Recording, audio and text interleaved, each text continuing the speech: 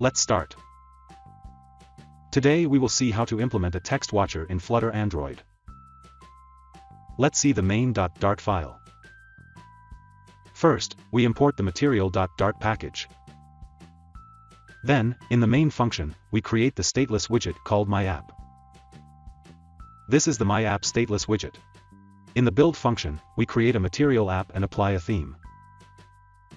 The home attribute is set to a stateful widget called My Home Page. This is the My Home Page stateful widget. Here we create a state object of this stateful widget, whose name is _My Home Page State.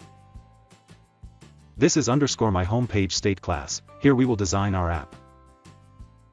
Here, we have a text editing controller. We will use this controller as the text watcher. And we also have a string buffer, which will store the data from the text field. In the init function, we set up the controller and the string buffer.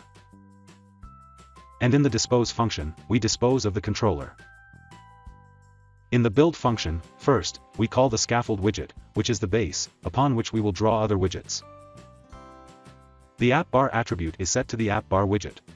Here we use our title variable as the title of this app bar. Then we set the body attribute to the center widget.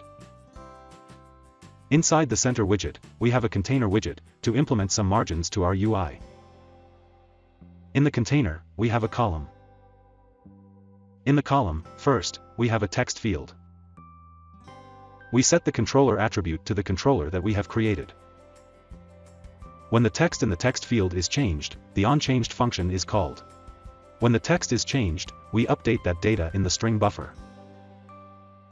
Then we have a sized box, to create some empty space. At last, we have a text widget. Here we will display the currently updated data in the text field. Let's run the app.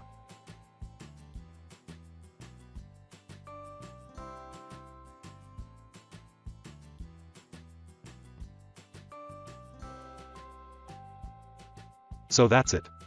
That's how you can create a text watcher in Flutter Android. Thank you.